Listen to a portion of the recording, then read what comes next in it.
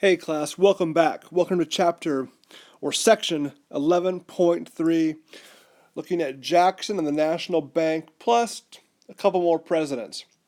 So, the National Bank, if you recall, created by Alexander Hamilton. The first bank was created in 1796 and it was given a 20-year charter, meaning that it was good for 20 years.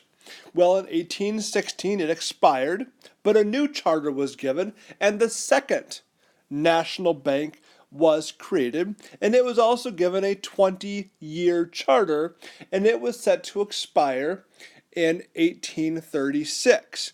Well, Jackson, of course, was president from 1828 to 32, and Jackson's views on the National Bank were very well known. He, like Jefferson before him, believed the National Bank was unconstitutional.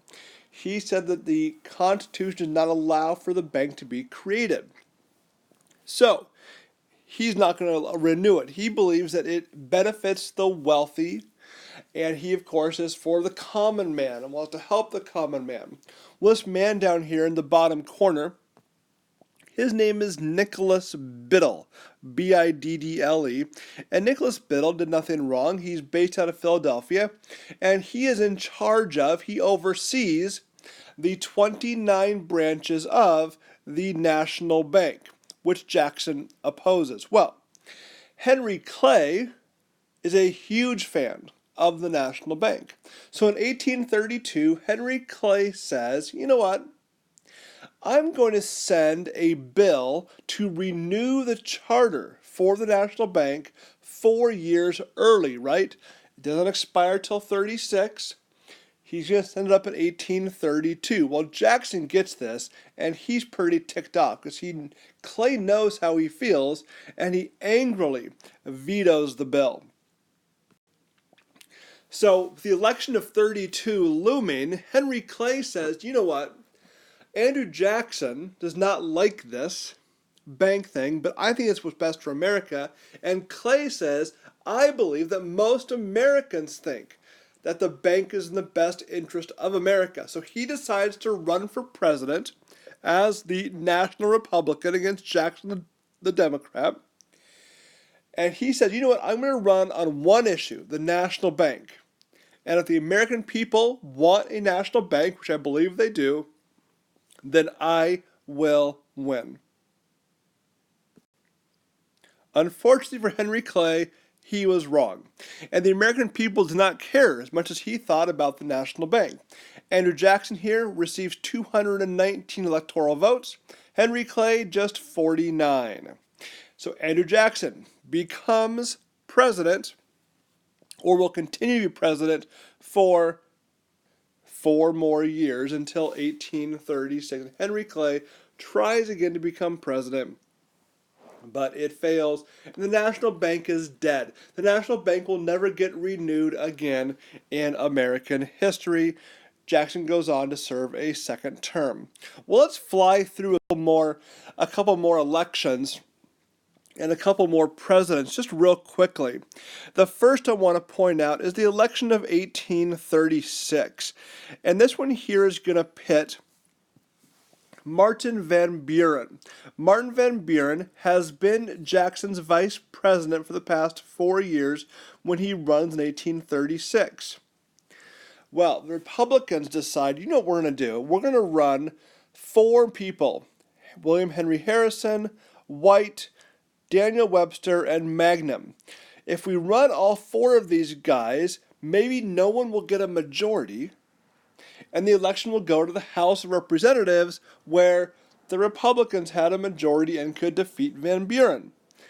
This was a horrible plan, because what happens is that these 4 guys split the votes in each party among the Republicans, where Van Buren got all the Democrat votes, and Martin Van Buren is going to win. All of the light blue states, those are all going to be Van Buren states. It helps him win. He is Jackson's hand-picked choice, and he becomes our 8th president. So here we have Martin Van Buren becoming our 8th president, and he has a pretty ineffective, very low-key presidency. Not a whole lot goes right, not a whole lot goes wrong. Think back to John Quincy Adams or even John Adams. Not much going on.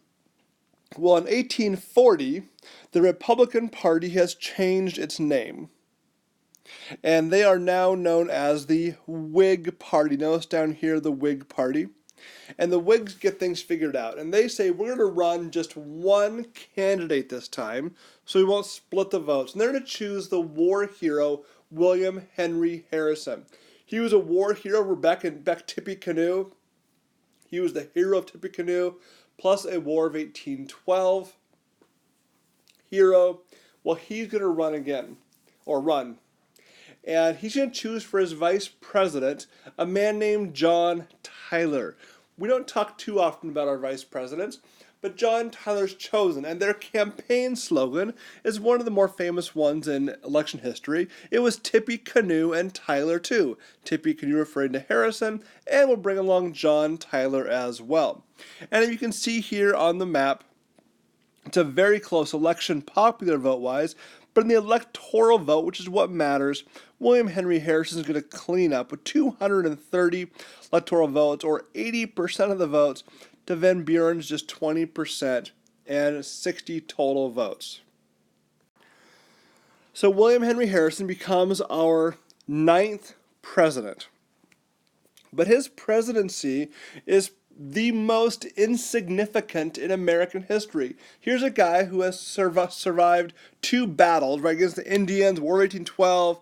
He has lived, he has survived, but on his inauguration day, he gets up to give the inaugural address, and he gives the longest inaugural address in American history, about an hour and a half.